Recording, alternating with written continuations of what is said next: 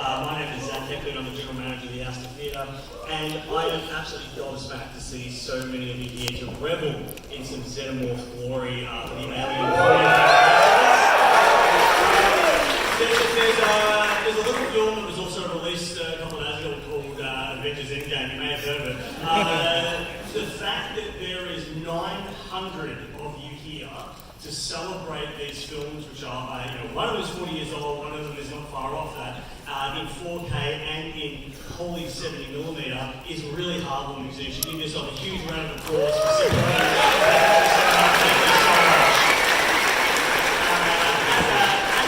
For that, we have a few extra surprises tonight. You may have already ventured under your seat, but if you haven't, there's some special gifts potentially under some of your seats from our good friends at Minotaur Entertainment. So if you can run around there, probably see the face others. Those who have a lucky ride up the stairs, thank you very much. We also really want to thank the Grim Sisters for that absolutely incredible photo booth. Please make sure you tag them on any social media. Obviously, we know how the evening's going to run. We're going to do a very short introduction with a very good friend of ours in a second, and then we're going to launch into an exclusive screening of one of the 40th anniversary Alien short films. This is the only place in Australia where you'll be able to see these short films on the big screen and in 5.1 sound. So there'll be a short film before Alien, and then there'll be a short film before Aliens. So make sure you stick around for those. Also, please do remember to turn your mobile phone off. Anyone who has a mobile phone on them and it goes off, they will be sent directly to the face hugger chamber, and we all know what happens there. So once again, thank you to all our partners, Grim Sisters, Minotaur.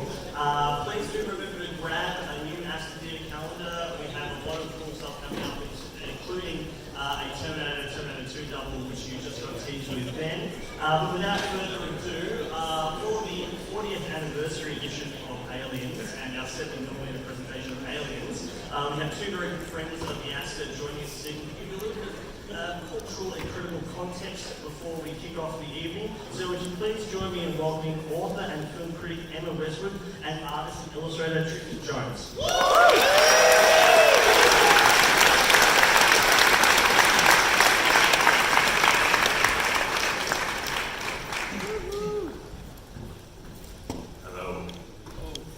Thanks everyone for coming out tonight, and thank you to Zach for hosting what is, I believe, the only 4K screening in Melbourne, and what 3 in Australia, if that. So you're all very lucky to be seeing this on the big screen. And same with the 70mm print of Aliens, but I'm not going to talk about those things because Emma knows much more about this process than I do. For those of you who don't know me, I spent a significant amount of time and still am illustrating a lot of stuff for the Aliens brand. Started with the Aliens comic books that are published by Dark Horse. Thank you. So it's been sort of an interesting journey coming along with this thing, because at one point I actually had to be stopped saying I can't draw a certain thing because of what was happening with Covenant. So that was slightly bizarre. But what I want to talk about is essentially why we're all here tonight. And if any, how many were here for the first Alien Day? Was anyone here for the first screening of that a couple of years ago? Nobody? You're all new? Is everyone new to this? Yeah. So that's even better. There's like 900 of you here, and none of you have done this before. That's great. So this being the 40th anniversary of the original Alien film says a lot, and the fact that worldwide such a big deal is being made about this film says, even more. And it's one of those things. It's an enduring film, which is precisely why we're all here. It's got a tremendous legacy behind it that has influenced and brought in a number of films.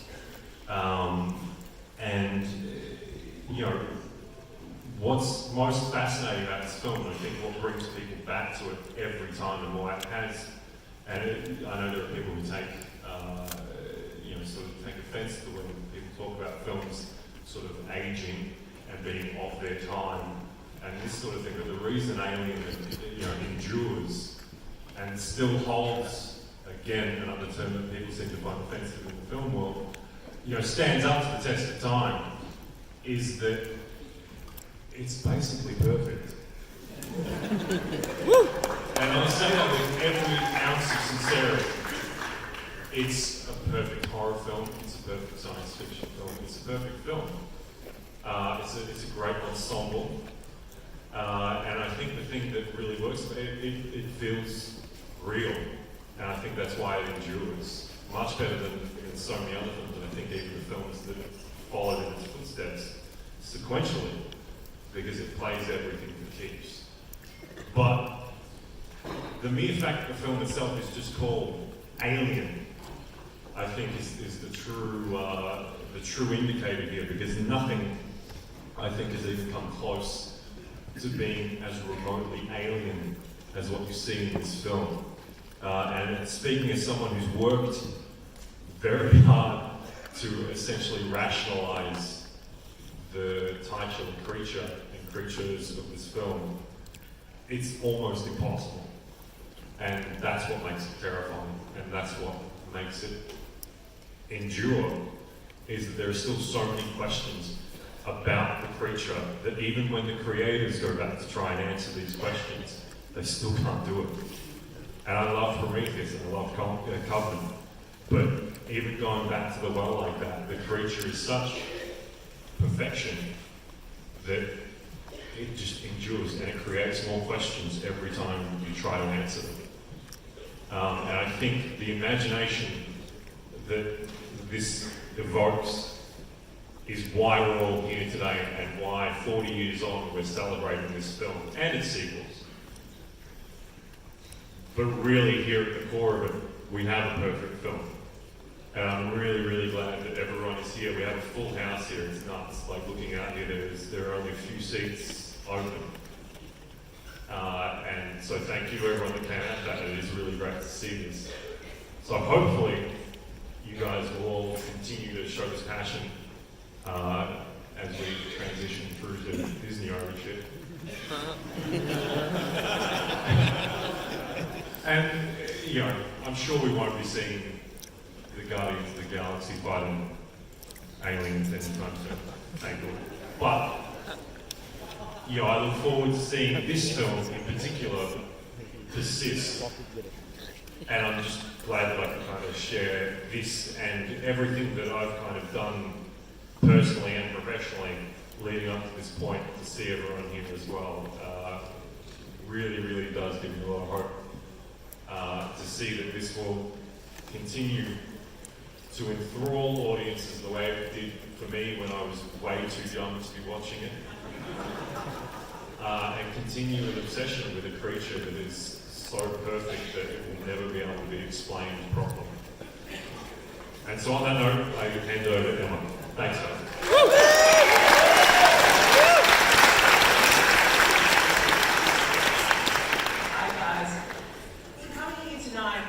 Tristan and I made a presumption that everyone here will know so much about Alien and Aliens. There's not a lot that we could bring that's new to you.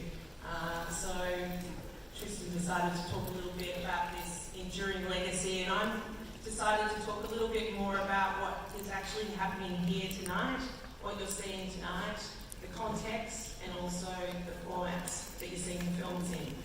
So, because a lot of people, I doubt will have probably experienced both these films, well, certainly not Alien in 4K, and maybe not Aliens in 70mm either. So, so all you guys know, basically, that films are shot back in, these two films were shot back in the day when it was celluloid culture. It was 35mm film. Basically, all films were shot on that, except some were shot in 70, but they were rare. There's only a handful of them. But in distribution, they were often blown up to 70mm size, and that was the case with both Alien and Aliens. what's here, what you're seeing tonight with the Aliens release is an original 70mm print from 1986. So this is a very old print. Luckily, it's a good one because you have a look at it and it looks very good. So there's always the risk that a very old film could look not quite as good. Because these 70mm prints are incredibly expensive. There's only a few of them around. To courier them around the world costs a lot.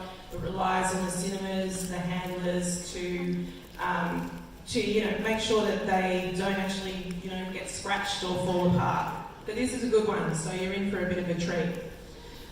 But as a point of difference, you're going to see Alien as a 4K restoration. So, as opposed to photochemical film, basically, a 4K restoration, just 4K 101, takes digital scans of the original film negative at a horizontal display resolution of approximately 4,000 pixels. So that's where the 4K comes from.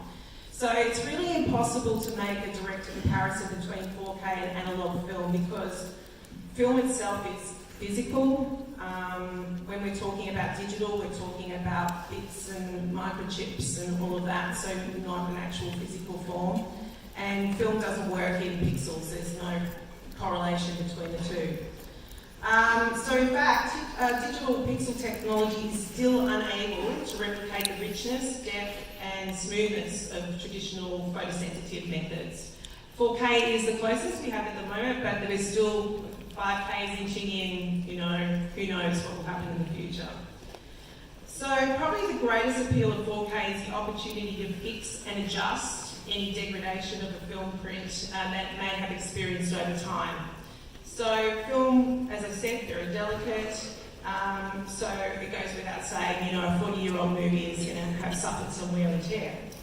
But even these original negatives that they scanned Alien from, they contain a wealth of visual and oral information. It's all still there in the negative. So restoration in 4K enables this information to be noticed again, and in some cases, for the first time ever. And this is where the controversy comes into play. Because can a masterpiece be made better? That's the question. Is it even the same if it is enhanced through restoration? Should a film be made better, or is it what it is, basically? Should filmmakers, such as someone like George Lucas, tinker with his Star Wars films and add special effects as part of the restoration? I should tell you, I don't believe Ridley Scott has with Alien, so that's the news. So, director's cut's different. We won't go into that now, we don't have the time. So, in many ways, you could say that those responsible for doing the restoration are actually directors, the next generation directors of the film themselves, which means some are going to be better than others, and you all get to be the judge tonight, basically. So in the case of Alien, you're among the first in the world to see this 4K restoration theatrically. It premiered in Glasgow at the Glasgow Film Festival on the 28th of February. And then it was released more generally in the UK on the 1st of March with a number of event screenings taking place across the world, and this is one of these screenings. So it's been released on DVD, the reviews have been largely positive. They've now surfaced, there's not many reviews about the actual theatrical version of the film. So really tonight I can say confidently you're going to see the better version than what you would see on DVD. You're watching the film as it is intended in a claustrophobic, confined environment. You are all the crew of the Nostromo. Consider this your Nostromo. Don't go out, you're not allowed to go to the toilet, you're stuck in here, you need to experience it. And basically guys, I think that you're in for a real treat. But first, before we go, a little bit of a sad note. We'd like to dedicate this screening tonight to Terry Rawlins, who was editor of Alien. He passed away this week at age 85. He also edited Ridley Scott's other masterpiece, Blade Runner, amongst other films. So bear that in mind. This is for Terry Rawlins.